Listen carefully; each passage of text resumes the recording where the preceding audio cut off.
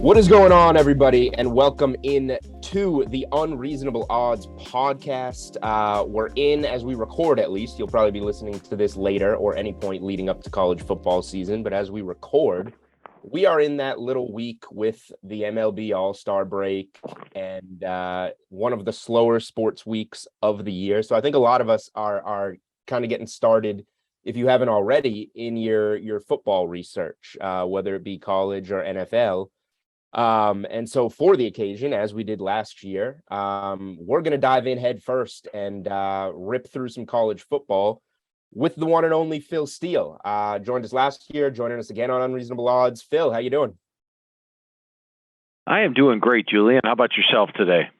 I am fantastic, and I'm doing even better now that we're about to talk a whole bunch of college football. As usual, Phil Steele's College Football Preview 2022. If you're watching on YouTube, I'm holding it up right now. You see the cover. I'm in here in the Northeast in Boston, so we got the Northeast cover. I know you have a million of them. This is the college football Bible every year. Everybody gets it. Everybody reads through it. You want to tell me, something that kind of stands out to you about this year's magazine, Phil? Well, the one thing that probably stood out to me is we're finally up to about 120 of the 131 head coaches I talked to. Each year it gets a little bit bigger. Last year we were, I think, over 100 or 110, something like that. So now we bumped it up to 120. And that really helps me get my 3 deep and 4 deeps in line. We naturally have every player on the roster listed in the magazine. And I think we have the most accurate 2 deeps and of course, the most accurate magazine over the last 28 years. So it's the thing that I find best about it is each team gets the same amount of coverage. We give it the same amount of coverage on Akron or Troy that we do in Alabama or Oklahoma, 2 pages, and all the information's on the exact same place and the exact page. In other words, if you want to know a score from 3 years ago, you can close your eyes and point to the part of the page it's at. Quick, easy reference, probably even quicker than using the internet. All right, there we go. And you say, same amount of coverage on each team, but guess what? I'm going to start with the team that gets all the coverage, that being Alabama. The favorite once again to win it all. They lose the national championship game to Georgia last year after upsetting them as 6-7-point dogs in the SEC title game. They bring back the Heisman Trophy winner at quarterback in Bryce Young. They bring back a ferocious defense. They had to kind of replug in some of those skill position guys. I would say if you're gonna create a concern about Alabama, I would say maybe those skill position guys reloading could be it. But we look through the schedule every year. They're right there at like 11 win total. Basically, are they going to go undefeated or not? They got that rematch at home in the revenge game against A&M. I think that's the closest point spread of the season, but they lost that game last year. I see them getting up for that game at home. I don't think you think Alabama loses any game, but what do you think the best chance at an Alabama loss could be? I would say it's probably in back-to-back weeks. The Texas A&M game, because Jimbo Fisher's doing a fantastic job recruiting, not just this year when he brought in his number 1 class, but each of his 5 years. So they have the talent to play with Alabama. They're less experienced in Alabama now, but by the time they play Alabama, it'll be the middle of the season. But I still have Alabama a 14-point favorite. I think they're a little larger than that in Vegas. And then the very next week, they play Tennessee on the road. Tennessee's got a puncher's chance in every game. They averaged about 40 points per game last year. They've got Hendon Hooker back at QB, a dangerous set of receivers, an improved offensive line, and improved defense overall. All 3 of the units rank in my top units in the front of the magazine. And what we saw with Alabama, Mississippi, when they played 2 years ago in Lane Kiffin, the explosive offense had a puncher's chance in every game. I think Tennessee at home catches them in a right spot. But for the record, I've got them a double-digit favorite in every game. And if I was playing an over-under on Bama, I would take the over. And I'll say this about the Powers this year, Julian, and we'll probably touch on this and a few other teams we talk about. Last year, the Powers were at a deficit because almost every coach I talked to, and 90% of them said, Phil, this is the deepest we've ever been. We were able to go 3 deep in the spring. And the reason for that, everybody had everybody back due to COVID. They had 17, 18, 19 returning starters. Well, the Powers lost players of the NFL draft. So Alabama struggled at times. I mean, they lost A&M. Florida outgained them. They struggled against LSU. Should have lost to Auburn last year. Ohio State was not even in the Big Ten title game. Clemson not even in the ACC title game. Oklahoma not even in the Big 12 title game. So we saw the Powers struggle last year. This year, everybody's on equal footing. So I think we see a return to the Powers. And so I would go with over in Alabama on the 11. And you can get them actually, the price on DK Sportsbook, I'm using 11 because that's just kind of the, will they go undefeated or not? The number on DK Sportsbook is actually 10.5. You got to lay some serious. 10.5. There's no way they lose 2 games. Right. And you got to lay the juice. You got to pay for it. It's like minus 250. But, and it opened up at minus 190. And I put it out on Twitter and said, you know, I'm betting it at this price because, like you said, I don't mind laying that juice because is there a chance they slip up once? Sure. Is there any chance they lose 2 games?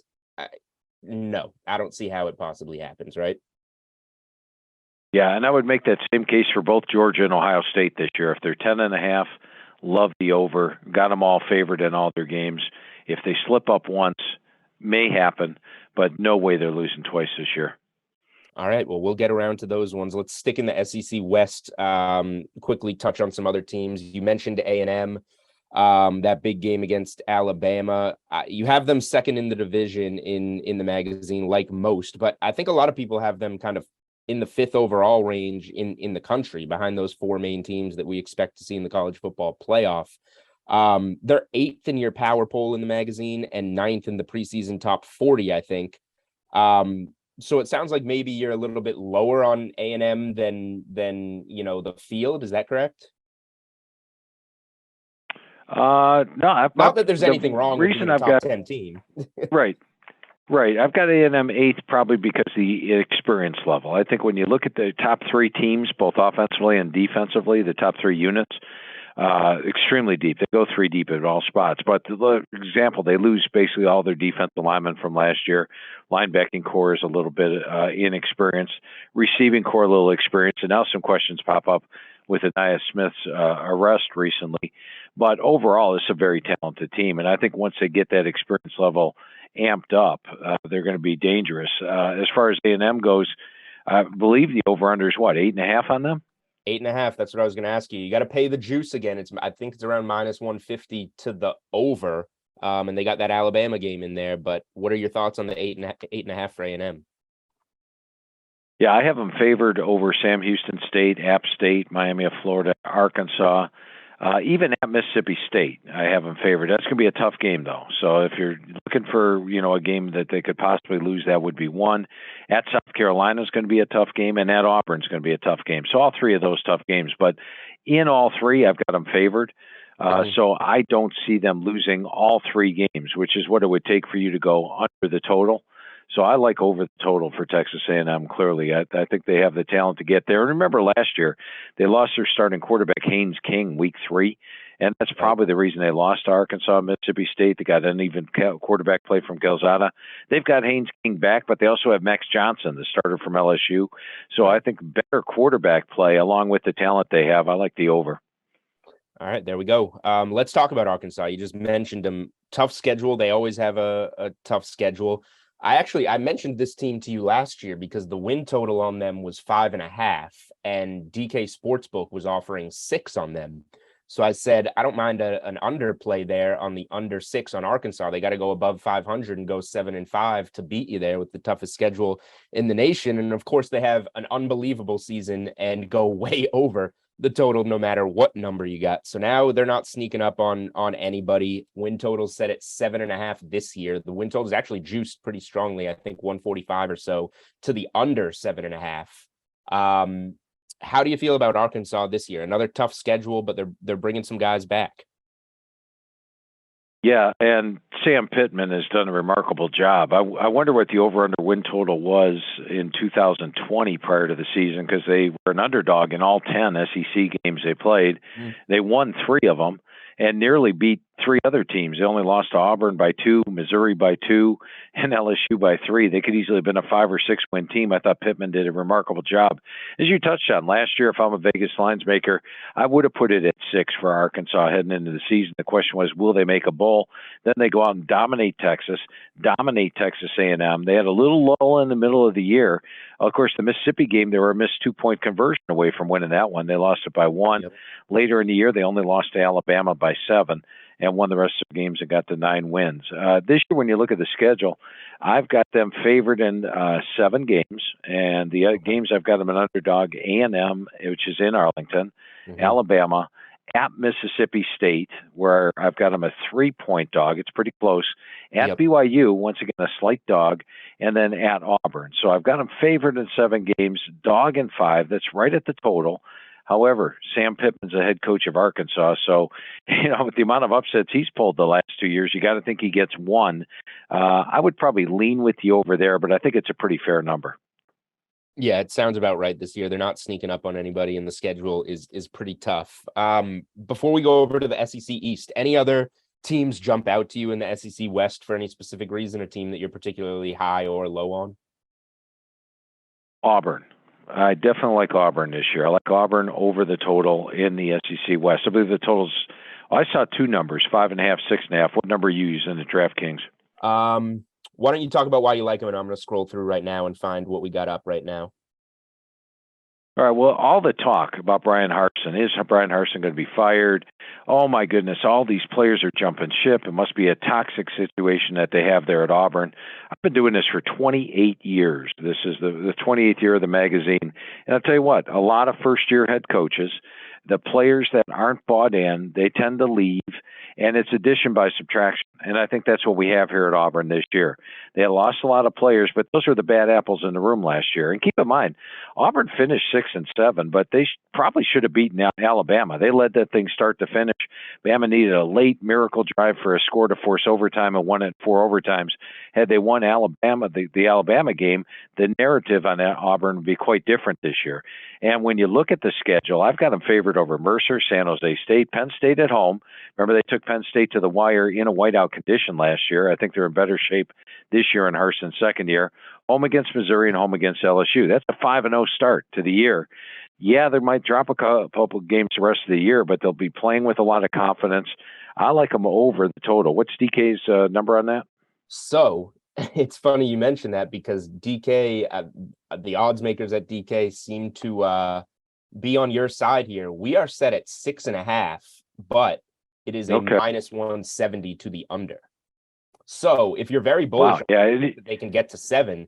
You can get a nice plus 140 price there. So if you're high on Auburn and you don't want the push on 6, over the 6.5 at plus 140, you can get a better price, I guess, if you're really bullish on them.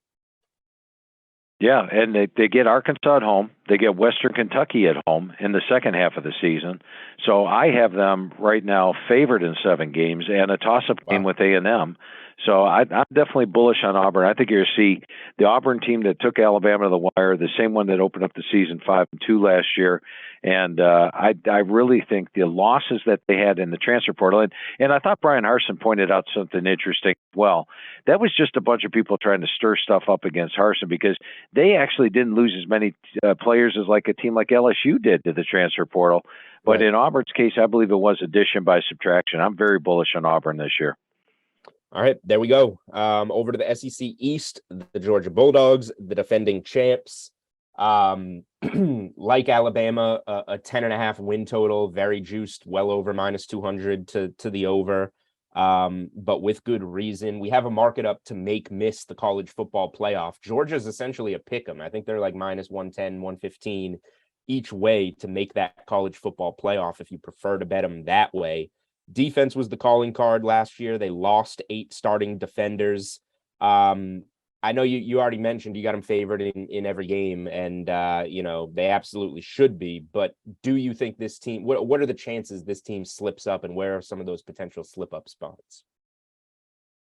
Yeah, with Georgia, last year they had a remarkable defense. In this era of high-scoring offenses in college football, to allow 10 points per game for the entire season, and playing teams like Alabama twice and that was included in the 10 points per game, phenomenal. This year's defense not going to be as good, but here's the thing. They have 3 starters back on defense, but the 3 guys they have back are, Jalen Carter is not a returning starter, but he's might be the best defensive lineman out there. They've got Nolan Smith, Keely Ringo, Christopher Smith all back. They play a lot of players. They play 3 units on defense during the game, so they're more experienced than you would think. They've got great depth as well. Offensively, they're strong. And I like the over 10.5 better than them to make the playoff, because keep in mind, they could win their division, go 12-0, lose to Alabama, and if there's an undefeated Utah out there, an undefeated Utah probably gets in over Georgia for the playoff. So I like over 10.5 better. The only chances I see for potential slip-ups, you look at their road schedule, one would be Mississippi State, but I still have them a double-digit favorite in that game. Once again, going back to Tennessee, puncher's chance with their offense. Yep. And then, of course, Florida, that game in Jacksonville with both teams off a bye. Those would be the 3 areas. And ironically, all 3 games are back-to-back-to-back. So if they're going to lose a game, it's going to come in that 3-game stretch. But there's no way this team loses 2 games. All right, you've already mentioned Tennessee a couple of times. They're getting a lot of hype this season, and well-deserved. Win totals sitting at 7.5 on DraftKings Sportsbook. You got to lay -160 to the over, but I would do that. And that's saying a lot, I think, for a team that has both Alabama and Georgia on the schedule. You've already mentioned, they got a puncher's chance in one of those games. If they were to win and you bet the win total over, fantastic. But even if you kind of take this team and start them at 2 losses in those games, there's plenty of other spots that they can get to 8, 9, 10 wins. Tell me about Tennessee's path this season. Yeah, improved defense, explosive offense. They averaged 39.3 points per game last year. My computer's calling for them to average 45 points per game this year. Wow. And still be strong on the defensive side. I've got them a clear dog against Bama and Georgia. Right. And then also, I'm different than Vegas. Vegas has Pitt as the underdog in that early season game. I'm high on Pitt. I've got my number 1 surprise team in the country, and I've got Pitt favored in that game, especially at home. But that would be 3 losses. I do have 2 toss-up games on the schedule, at LSU and at South Carolina, but Tennessee's favored in both those games in Vegas. So they would have to be worst-case scenario. You drop the LSU game on the road, which I think they can win. Drop the South Carolina game on the road, lose to Pitt on the road, lose those. That's the only way they don't get there, and I would think that all 5 of those things won't happen. And Tennessee has the offense to pull an upset or 2. So I'm pretty comfortable with over 7.5 on Tennessee. Yeah, for sure. If you're betting them, you got to count those Georgia and Alabama ones as losses, obviously. But like you said, you got to lose all 3 kind of coin flip style games there to get to the under. You've mentioned Pitt already plenty of times, your number 1 surprise team. We're going to get to the ACC shortly. Our severely jet-lagged producer, Samir, who returned from the MLB All-Star weekend in LA, has perked up. He's slacking me on the side. He's ready, chomping at the bits to talk about Pitt. We're going to talk about Pitt. But first, Florida, not a team that I'm necessarily high on. You already made mention to Utah, and that's another team that I'm very excited to talk to you about. I like Utah in week 1. I bet Utah against the Gators in week 1 when they were slight 1.5-point dogs. Now they're small favorites. But this is your number 2 most improved team, talking about the Gators, that is. What do you see in Florida? Why are you high on them, and what do you think that means for their outlook this season?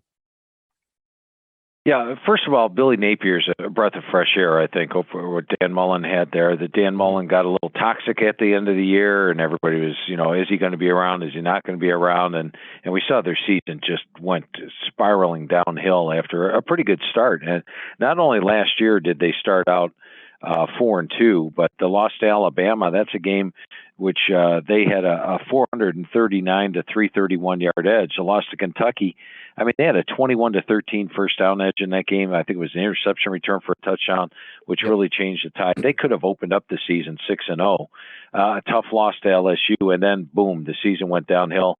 Remember the end of the first half with Georgia, they're even with 2 minutes to go in the half. And Georgia gets, I think, 3 scores in the final 2 minutes of the half due to some interceptions. So they were a much better team than 6-7 last year. Napier, a breath of fresh air. He's got the quarterback that's a perfect fit for his offense. Anthony Richardson could probably throw the football 80 yards. He's a dangerous runner, perfect fit. He's got good running backs, solid offensive line. I believe they're going to be much improved in that side of the ball. And then defensively, 7 starters back and plenty of talent. So this is a dangerous Florida team. I have an underdog against Utah. I got him an underdog at Tennessee. I got an underdog against Georgia and at Texas A&M. But one toss-up game on the schedule, Florida State at the end of the year would probably be the key one if you're betting over-unders on them. But I like Florida over. I do have my number 2 most improved team, and I think we're going to see a much different Florida team on the field this year. All right, Gators win total sitting at 7 flat on DK Sportsbook. So a tough one. You push there on the 7. You got to go 8-4 to cash your ticket if you're betting over on them. All right, last team I want to bring up here in the SEC East, an interesting one, and a team that didn't really have my eye until lately, South Carolina. They're easy to overlook, but 14 starters back, and Spencer Rattler's going to get a second chance. He's been favored at a point in time to be the number 1 overall pick in last year's NFL draft on DK Sportsbook.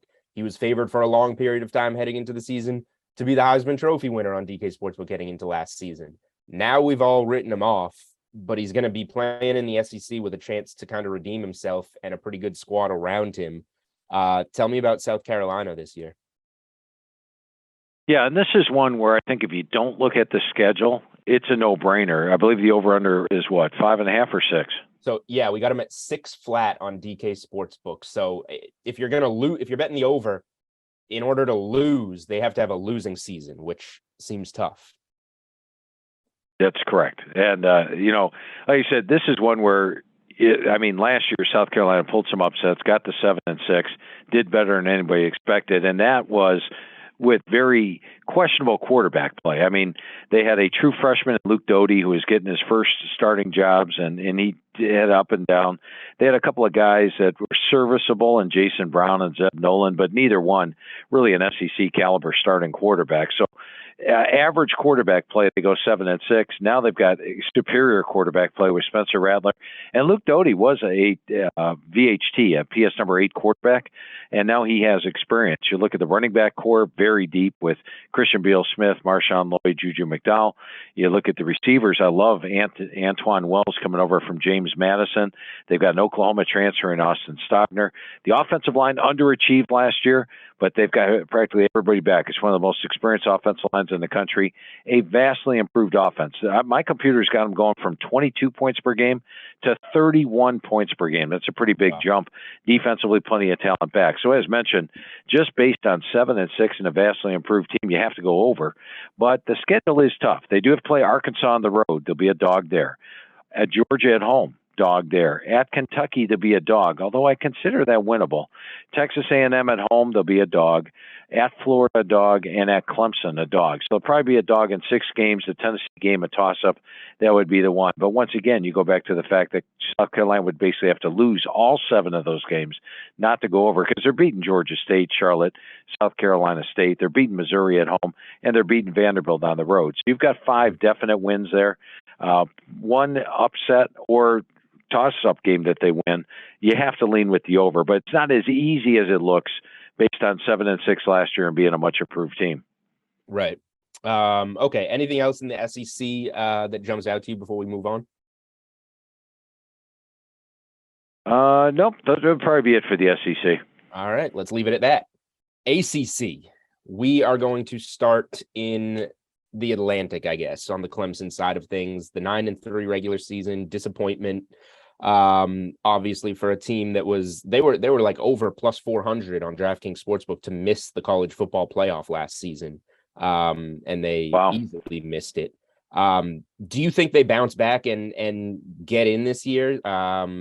Just 6 starters, I think, on what is it? So defense, 6 starters coming back, I think it is. And, the coordinator's going on defense. Is the quarterback good enough? What Clemson team do we see? Is it closer to last year, or is it closer to the team in years previous that we got accustomed to just seeing dominate and make the college football playoff? Yeah, as I mentioned earlier, the big boys struggled last year because every team is the most experienced they'd ever been, except for the big boys. And Clemson did lose a lot last year. They only had 5 starters back on offense. I think we see the old Clemson this year. You start with quarterback play. talking to offensive coordinator Brandon Streeter, he mentioned to me that DJ Uyunglele has lost 20 to 25 pounds this year, much better shape. And the focus in the spring was to not holding the ball as long. That took a lot of sacks last year. So he's a vastly improved quarterback that should look like he did in 2020 rather than the 21 version. And if he doesn't, they've got Kate Klubnik there. He's my number one quarterback out of high school. Was in for the spring, was very impressive. So I think vastly improved quarterback play, vastly improved offensive line, much more experience than last year. They've got a deep running back core with Shipley, Pace, and Maffa, and the receiving core looks pretty solid as well. Now, defensively, they've got the best defensive line in the country. And if you have a great defensive line, you're going to get pressure on the quarterback. You're not going to give up rush yards, and you're going to help your secondary. You're going to help your linebacking core. And it's not like those units need a lot of work. They have my number 9 set of linebackers, number 9 DBs in the country. Overall, I've got Clemson as the second best defense in the country, even with the loss of a couple of starters and Brett Venables. So overall, to me, Clemson's an overplay. The question mark game I have for them is at Notre Dame. I rate that one a toss-up. They do have some tough games on the schedule, though. It's not as easy as the Ohio State, Georgia, Alabama, where they're double-digit favorites in every game. They play Wake Forest on the road. I only have them about a 7-point favorite. Florida State, a 7-point favorite on the road. And then later in the year, Miami of Florida at home, an 8-point favorite. But overall, I think Clemson gets back to winning the ACC this year. All right, and they are favored to do so. I think they're in the minus 130 range to win the ACC. Let's talk about a team that beat Clemson last year, NC State. Clemson's going to have a chance for revenge there, hosting the Wolfpack. Spread is 10 on that game. I don't think NC State's ultimately gonna win it, but you can interest me in taking double digits with them there. I played the over 6.5 on NC State last year, and backed them in several games, and they were just a great team to be behind. You like them a lot this year as your number 3 surprise team. I've already locked in over 8.5 wins for them. 17 returning starters plus elite quarterback play. Tell me why you like this Wolfpack team this year, because there's a lot to like. Yeah, especially on the defensive side of the ball. They got my number 2 set of linebackers in the country. I remember last year, Peyton Wilson went down to injury, and then Isaiah Moore stepped in, started those final 7 games, and looked just as good as Peyton Wilson. Well, they have Wilson and Moore both back, plus Drake Thomas, plus Tyler Baker-Williams. They are loaded at the linebacker core. In the secondary, I rate 3rd best in the country. They were number 4 in my past D rankings last year. Everybody's back. The defensive line is solid. As you've touched on, Devin Leary, one of the top quarterbacks in the country. So they are very dangerous. Now, last year, they had 19 returning starters, got an inexperienced Clemson at home, and did need 2 overtimes to beat them. Clemson's playing with revenge this year. I would put the line at 10 in the Clemson game as well, so I agree with the number in that game. But I do think NC State gives them a game. The other game I've got them a dog is at Louisville, a slight underdog. Louisville's very dangerous. The question mark I have with Louisville this year is if their quarterback can stay healthy the whole year. Because if Malik Cunningham stays healthy all year, I think Louisville has a great season, and that could be a very dangerous game. But other than that, I've got a toss-up game against North Carolina on the road, and I would clearly lean with over 8.5. It's an underrated NC State team if the total's only 8.5. All right. So, and you got to pay the 150 juice, I will say, on the 8.5, but I don't, this team feels like they're winning 9 games at least, probably 10 in my mind. But the Atlantic Division is good. So I'm just going to open it up to you to kind of talk about the rest of the field here, because I looked down the list and you got, Wake Forest, Louisville, Florida State, BC, Syracuse. All those teams might be on the up this year compared to where they were last year. How do you see the rest of this division shaking out? Or is there anybody particular in there that you're higher on than most? Yeah, the one that stands out to me is Louisville at 6.5. Okay. I believe is that your DK number on that one? Let me scroll through and find them, and I'll let you know what we're at on DK. All right, I'll talk about them. Yeah, as mentioned, they've got an explosive quarterback in Malik Cunningham. I mean, this guy's dangerous, very dangerous running the ball. But, I mean, you think, okay, well, he's a running quarterback, right? How about 62% completions, 19-6 ratio? And the focus this year for Coach Satterfield is keeping him healthy. So he's not going to run as much as last year, but when he needs to run, he's going to run, and he's almost unstoppable in that situation. They added in Tyon Evans, who was leading Tennessee in rushing until he got injured last year. Jalen Mitchell's also back at running back. Jawar Jordan. The receiving corps is dangerous. D. Wiggins comes in from Miami. Tyler Hudson from Arkansas. The offensive line is solid. The defense has improved. Frankly, I'm a little surprised the number is only 6.5 because the only games I've got them a true underdog in are at Clemson and a slight underdog at Kentucky. The toss-up game would be at UCF.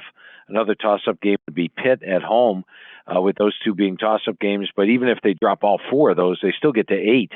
I'm scratching my head where the other losses would come in. How do they lose 6 games this year? Yeah, you're making good points there on Louisville, and there are so many college football teams. I'm still scrolling. Yep, you can. Okay, so Louisville plus 105. You're getting plus money on over 6.5 on Louisville. Wow. All right. That would offset some of those heavier prices you're paying. Yeah, we need some plus money if we're laying 250s on Bama over 10.5. But we'll be fine because they're not going to lose twice. That's right. Let me hear your thoughts real quick on BC, because it's a team that we talked about last year, and I backed them on the over 6.5.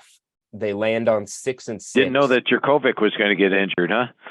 Yeah, I didn't bank on that one. It felt like just a season of bad beats. The quarterback gets hurt and misses some key games. If he plays in those, they almost certainly get one more. There was a heartbreaking loss, I think maybe to FSU, I want to say, that Jurkovec threw a pick towards the end that still would have gotten him over. Like, they just had so many chances to get there and wound up missing by the hook. Do you think this is a team that ultimately can get above 500 this year?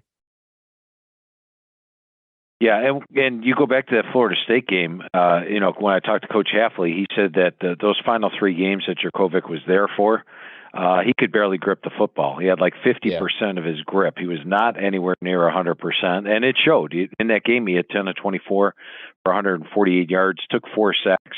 He just showed grit and determination even playing in that game. Can you imagine what they would have done with a healthy quarterback? And he is healthy this year.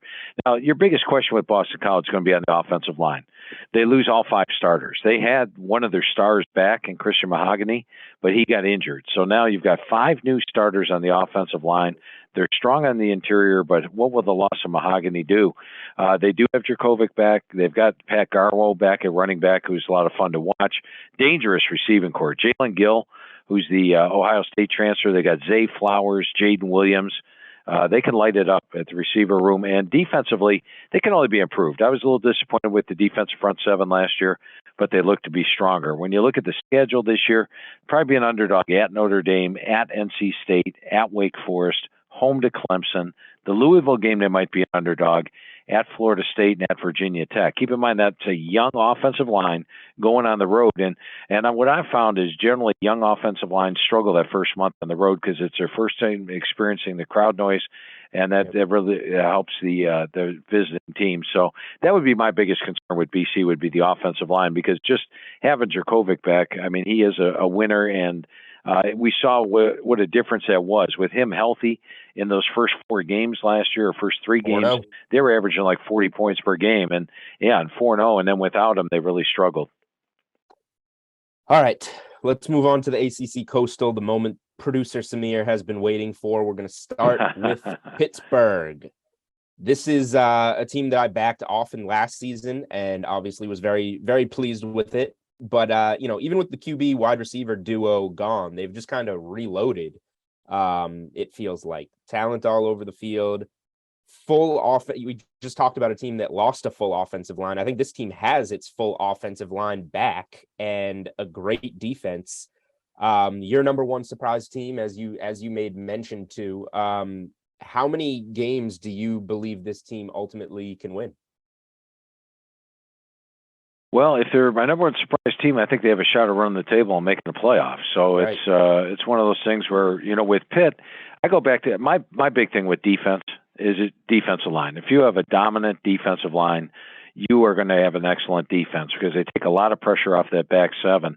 And with Pitt, every year, Pat Narduzzi loses 2-3 players to the NFL, 2-3 defensive linemen to the NFL, and somehow replaces them.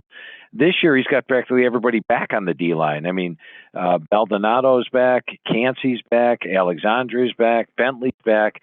They put a lot of pressure on the quarterback. Last year, that defensive line attributed 54 sacks. And this year, the entire defensive line's back. So one of the top defenses in the country. They do lose their quarterback, Kenny Pickett, but they bring in Keaton Slovis, who comes over from USC. He didn't look great in the spring game, but I don't think they really were letting him do anything in that spring game. He is going to look good this season. He was a Heisman contender coming in. They do lose their Blitkoff guy and Jordan Addison, but I like Kenyatta Mumford coming in, or Mumfield, I should say, coming in from Akron. I thought last year he was a freshman All-American, did a great job there without a great supporting cast. He's going to star along with Jared Wayne this year, and they'll develop new stars at receiver. And you touched on it, that offensive line.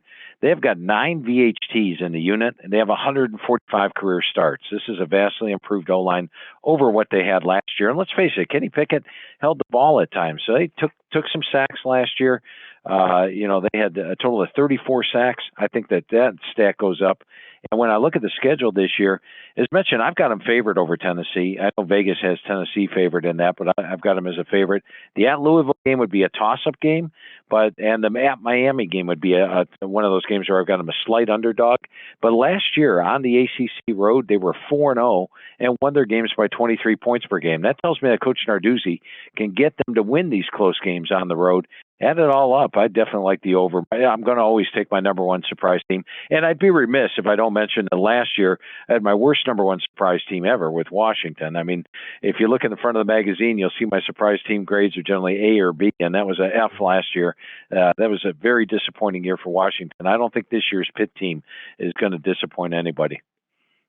I was going to get around to that at the end, but you're a noble man, Phil. You bring it up yourself. And like you said, you grade yourself in the magazine. So it wasn't a good year last year, but you flip through all of them. You see all the A's and B's in there. And we're looking at a bounce back year, and we're looking at Pitt. I'm with you there. The 8.5 win total over.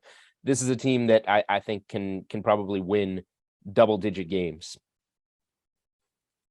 Absolutely. Yeah, and I think they've got the potential to run the table, especially with the two games being at Louisville and at Miami, and showing they can win on the road. And then you have questions. The question mark on Louisville to me is, can Cunningham stay healthy? A question mark with Miami is every year we think Miami's back, they just somehow don't get back. You know what I mean? So those would be two games that they can clearly win. Yeah, let's go right to Miami, because that's kind of the team that I think a lot of people favor in this division, and I favor Pittsburgh there. I guess I don't really have much of an opinion on Miami. It's just I'm going to be backing Pitt in the division for the win total. So I'll probably just stay clear of them. Is any of your love for Pitt being down on Miami at all this season, or are they going to be solid and be right there in the running? No, I think Miami is in the running, and I agree with you. You can't take two teams from the same division to do it, because who do you root for when they play at the end of the year? Here's the thing with Miami this season. I've talked to Coach Cristobal every year. He was at Oregon, and he did a tremendous job building that team. And the one thing I liked about it was he took over a finesse team, turned them into a team that's very physical at the line of scrimmage, both the offense and defensive lines. And you saw that with Oregon winning the Pac-12, I believe 2 out of his 3 last years. But now you go to look at this Miami team, and when I talked to Coach Cristobal, he likes what he has on the offensive line. Very pleased, very pleasantly surprised. And this is an O-line, D-line type of coach. He likes to be physical at the line of scrimmage. Defensively, he was very pleased with what he inherited and what he brought in. He brought in 5 transfers on the defensive line. So Cristobal excels when he's got a strong offensive line and defensive line. He's got that here. He also has his quarterback in Tyler Van Dyke, who's one of the best in the country. He's got an excellent secondary, which I rate number 13. All 8 units rank in my top units. I've got Miami clearly an underdog at A&M and at Clemson. But other than that, they'll probably be favored in the other 10 games. The Pitt game I've got is very close. And, if they win that, then they may get your over. But if you're picking Pitt, I agree with you in that philosophy. You don't necessarily go with Miami. And if it's Miami, I know Cristobal's a brand new head coach, but every year Miami loses that game, you're not expected to lose. All right, here's one where maybe I'll be giving you a little bit of pushback in the ACC Coastal, North Carolina. This is a team that I think you feel can bounce back this season. They have a good defense. But they have a tough schedule, and I'm looking at this team, and I think DK Sports, there's some other numbers out on UNC. DK Sportsbook has them at 7.5. I've played UNC under 7.5 wins. I don't see them getting to 8-4 or better. And just going through the schedule, you see Notre Dame, you see at Miami, you got Pittsburgh, who we just talked about, you got NC State, who we just talked about. I think those could be 4 losses, and you've got it right there. But there's potential in other places, like, they've got they play Florida A&M to start their season, but they play at Appalachian State the next week, and App State, that's their first game. They're at home. They're going to be up for that game. They're going to be prepared for that game. Only a 3-point spread. So there's a losable game in there. I haven't gotten there yet, but I wouldn't mind backing App State with some points there. Tell me how you feel about UNC this year, because last year was obviously, devastating for them, and they can show some improvement, but getting to 8-4, I don't quite see that. I would agree with you 100% in that. In fact, Okay. Every year after I send the magazine to the press, I go through the game-by-game schedule and come up with who I have a favorite and who I have a dog. I've got them favored over Florida A&M. Yep. I actually rate the App State game as a toss-up. Because I'm App with you. State's loaded this year. They're my pick to win their division. You've got a young quarterback making his first road start. That's a tough situation to be in. The Georgia State game, I only have them favored by 3 points on the road. Georgia State's another team that could play with the big boys. Heck, Georgia State should have beaten Auburn last year, as you recall.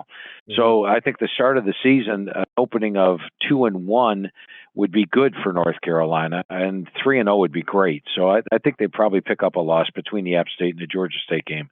Notre Dame, they're clearly going to be an underdog at home. At Miami, they're definitely going to be an underdog. Home against Pitt, an underdog. And at Wake Forest, granted, Wake Forest is, one of those teams where they could end up favored. It's pick 'em in Vegas right now, but I've got them a dog there. So right there, you're looking at 5. The NC State game would be pick 'em at the end of the year. And so the only games I have them a clear favorite in are Georgia Tech at home, Duke on the road, Virginia Tech at home. At Georgia State, I got them a 3-point favorite. Then I got a couple of toss-ups, 3 toss-ups. Oh, and Florida A&M would be 4. So with the 3 toss-ups tucked in there, you're looking at 5.5, 6. I mean, I think they get to a bowl, but getting to 8 wins would be tough against that schedule. I've got them third in the Coastal, but keep in mind, the rest of the teams in the Coastal, there's not a lot of teams out there that are going to be having winning records this year. Right. They got to win a lot of those toss-up games, and then even still come away with one of those games that they'll be a pretty decent sized dog. Right. All right. Let's go to the before we move on, you just mentioned some losing records in the Coastal. Any other team that you're particularly high or low on in the rest of the division that you want to talk about? Yeah, and I've been picking a lot of overs here, so let's try to find an under, huh? And I'll go with Virginia. I believe but we're always looking for more. Yeah, I would go with Virginia. I think Virginia's at 7.5. I believe the way most people look at teams, Julian, and the reason that the number's priced at 7.5 is they look at the quarterback, running back, and receivers. And if you do that with Virginia, you feel pretty good. You got Brennan Armstrong coming back. That's a good place to start. And you've got a dangerous receiving core. I mean, Billy Kemp, Dontavian Wicks, Keaton Thompson, they are loaded at the receiver position. In fact, I rate them the number 3 receiving core in the country. So how can this team not get 7.5? Well, we look at other things. And one of the things I look at is defense. And last year's defense gave up 466 yards per game. Now, granted, they've got 6 starters back, but it's not an overwhelming defense. It's an average defense at best. Then the other factor, and we touched on this earlier, offensive line. And Virginia loses all 5 starters off that offensive line. So a brand new offensive line. And then you go back to last year.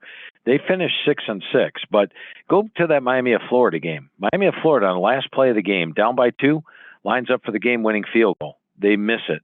The very next game against Louisville down by 1, lines up for the game-winning field goal on the very last play. They miss it. Had their kickers made their field goals, Virginia's a 4-8 team last year, and now they're over 7.5. I think Illinois is going to be a tough out in the opener. Syracuse, as you had touched on, is a team that's on the rise.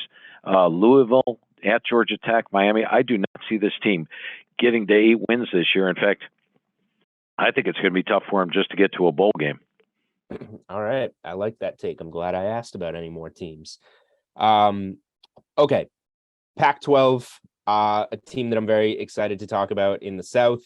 Utah, they're a team. I bet that in 2019, I think they were the number one surprise team. I bet their season win total over that year. I bet them over last year, and even after that 1-2 start, they got there. Was betting them down the stretch last year, bet them in that wild Rose Bowl game against Ohio State that they hung around in and probably should have won. I've already bet them plenty of ways. I like them in the division. I like them in the conference. I bet them over 8.5 wins. We got them up to 9 now, 9 flat on DK Sportsbook.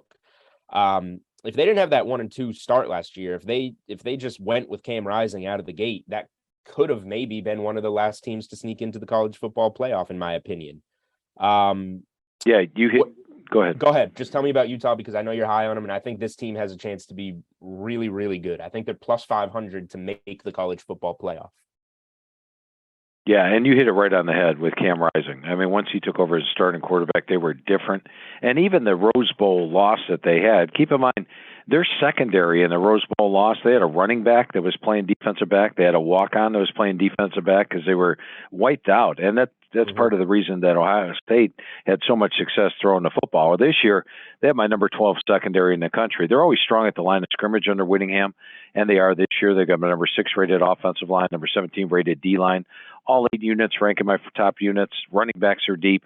Rising's back at QB.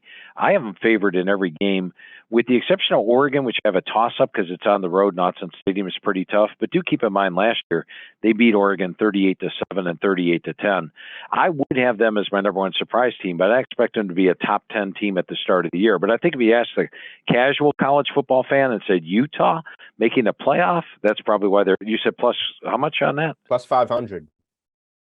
Plus 500.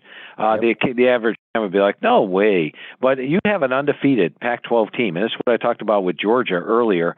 If Georgia slips up to Alabama and you have an undefeated Utah at the end of the year, which is very conceivable to me, then Utah is going to make the playoff. So I do like them plus 500 to make the playoff, and I do definitely like them over. You said it's up to 9 now at DraftKings? Yeah, 9 flat at DraftKings, but this is a double-digit win team, in my opinion. Absolutely. Double-digit win team, win the Pac-12. USC is going to be their main contender, but they get USC at home, which I think is huge. All right, we're running out of time, so we'll kind of just go rapid fire through some other things here. Do you want to just talk? You mentioned USC, you got UCLA in there. Any other thoughts on the Pac-12 South in terms of how that shakes down besides Utah at the top? Yeah, I think USC and UCLA are both pretty close to them. If I was playing either of those, I'd probably go with over the total. Arizona State's going to be a struggle for them to get to 6.5. I don't know exactly what's going on there. They only have 7 starters back. A lot of question marks I have with Arizona State.